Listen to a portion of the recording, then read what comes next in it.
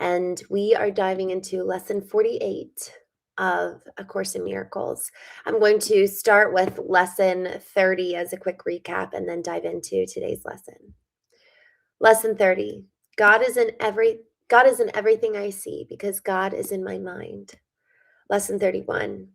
I am not the victim of the world I see. Lesson 32. I have invented the world I see. Lesson 33. There is another way of looking at the world. Lesson 34. I could see peace instead of this. Lesson 35. My mind is part of God's. I am very holy. Lesson 36. My holiness envelops everything I see. Lesson 37. My holiness blesses the world. Lesson 38. There is nothing my holiness cannot do. Lesson 39. My holiness is my salvation. Lesson 40. I am blessed as a son of God. Lesson 41. God goes with me wherever I go. Lesson 42. God is my strength. Vision is his gift. Lesson 43. God is my source. I cannot see apart from him. Lesson 44. God is the light in which I see.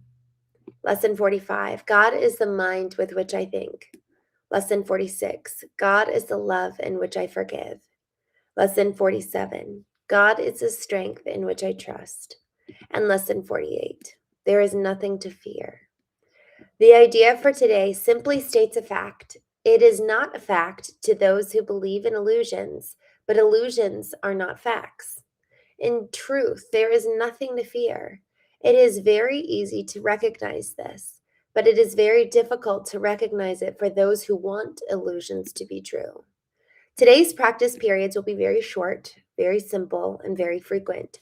Merely repeat the idea as often as possible. You can use it with your eyes open at any time or in any situation. It is strongly recommended, however, that you take a minute or so possible whenever you close your eyes, or a minute or so whenever possible to close your eyes and repeat the idea slowly to yourself several times. It is particularly important that you use the idea immediately, should anything disturb your peace of mind. The presence of fear is a sure sign that you are trusting in your own strength. The awareness is there is nothing to fear shows that somewhere in your mind, though not necessarily in a place you recognize as yet, you have remembered God and let his strength take the place of your weakness. The instant you are willing to do this, there is indeed nothing to fear. Y'all, I love this. It builds so beautifully on top of yesterday's God is the strength in which I trust, that lesson. And I just want to camp out here for a few minutes because we really project fear onto the future. When we start getting anxious, so much of those anxious thoughts are really what happened to us in the past or what we've seen happen to others in the past projected onto the future. You know, there's this concept of bright hope for tomorrow. Strength for today, bright hope for tomorrow. But we can't get to that part of hoping for tomorrow until we have really reconciled with the pain of the past. Otherwise, we're just projecting that pain and fear for experiencing that pain again onto the future. So, really, fear and hope cannot really coexist. And when we really dive into what is hope, uh, there's this quote, I think it's in Shawshank Redemption, and I need to watch that film, where it says, hope is the best of things. And hope really can keep you going in the darkest times. You know, hope and really believing and trusting that something different will be the case. Fear really is the perpetuation of the same. It's that things will never get better and it's always going to be the same, and it's always going to be horrible in some way or another. And so really it's not ever allowing for anything new to take place. It's never allowing for anything of which we're not certain. And so when we are dreaded or when we're filled with fear and dread, we're filled with certainty that that is going to be our future. And we're not allowing maybe it could be different. And when we allow for maybe it could be different, hope can then come and start to take place of fear. But we have to let go of this, I know what it's going to be like. And we have to let go of the certainty around our future in order for hope to manifest. So it's not just letting go of the certainty of this is what it's going to be like to allow hope to come in, but it's also let me actually reconcile with the fear of and the pain of the past, because fear is pretty much only ever future forward.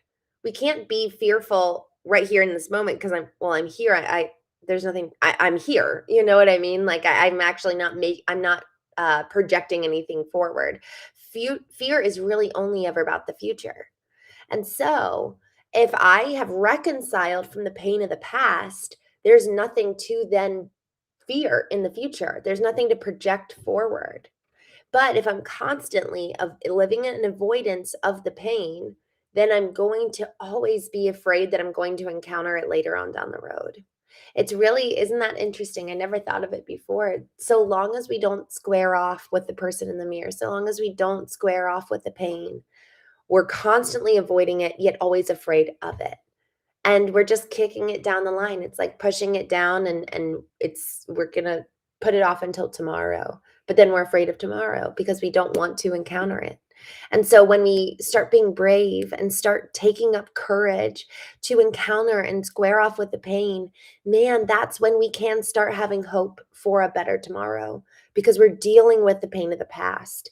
It's like doing your homework or cleaning your room, and it's kind of that eye roll task. And dealing with pain isn't always as simple as, the eye roll task. Sometimes it really does take work.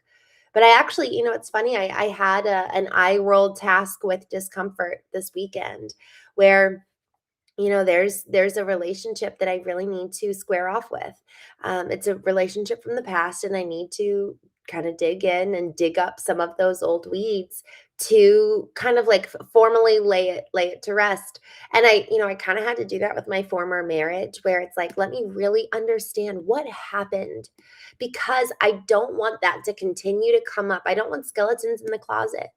And not just that, here's the other thing. When we deal with the pain, when we and it's not even just dealing with it, when we encounter the pain, when we square off with it, when we even take it with gentleness, man, there's a lot we can learn from it. We grow exponentially when we open the door, it's like pulling back the curtain and shining the light on the dark places. When we start to do that, the big boogeyman behind the curtain, the Wizard of Oz, let's say, all of a sudden it like shrinks in size when the light shines on it, because it's actually not as scary as we thought it was. Anything that's in the dark is bigger in size because we're avoiding it. Any truth that is clouded or shrouded in darkness, once we shine the light on it, it actually is so much easier to deal with. And that's truth in any regard. It's just whatever is hidden, whatever is put back there, doubles, triples in size, even just in our own subconscious mind. And it looms over us. It's like this power force in the back of our mind that really does cause anxiety and dread. And it's this lack of inner peace because we're not dealing with truth. But man, if we're going to become people, men and women who are not afraid, we need to become men and women of the truth. I'm just looking here in the chat. Good morning. Good morning, friends. Vern's not here. Thank you for joining. UB Boat, thank you. Good morning. Hopefully all is well and going smoothly. B Mac, I did not know that was the thing, that you're not allowed to dual stream. That's so interesting. Comic Flick Fusion, good morning. CD, oh man, thank you. Hopefully you love yours now. Cat and a Man, good morning.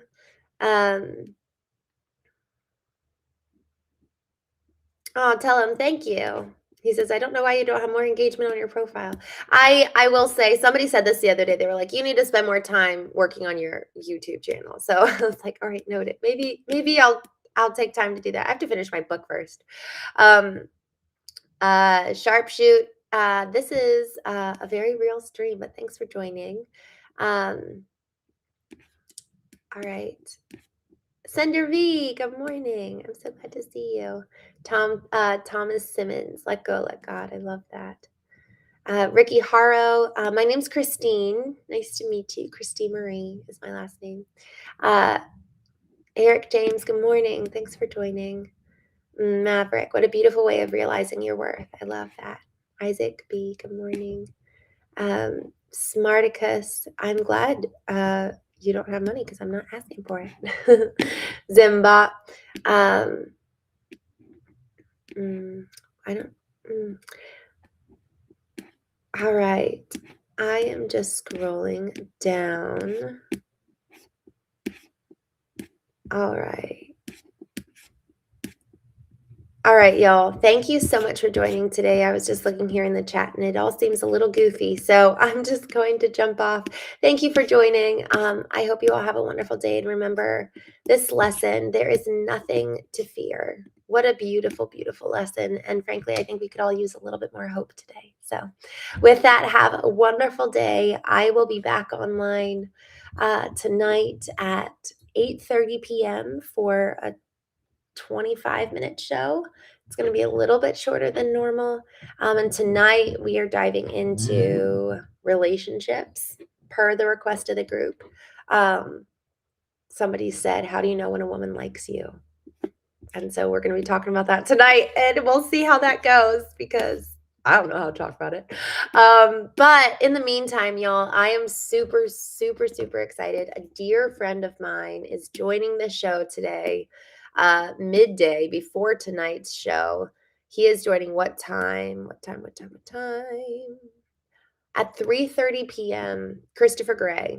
And I'm so looking forward to that show. So come join 3:30 p.m. and then we're chatting again tonight at 8:30 p.m. But 3:30 p.m. today with Christopher Gray. It's going to be an amazing talk, and we're talking about relationships tonight. So in the meantime, Everett White, thank you for joining. We don't really do that here, but you're welcome to be here. We just talk about all of the internal intelligences, emotional intelligence, intellectual intelligence, spiritual intelligence, physical intelligence. And the goal of this show, for those of you who are new, we talk and gather to really become ultimately the very best, to meet our own fullest potential. You know, the best version of ourselves, yes, but ultimately you and I are the only ones who can really answer that question. What are you capable of? What are you called to? Who do you want to be? And we don't usually take time to sit with those questions.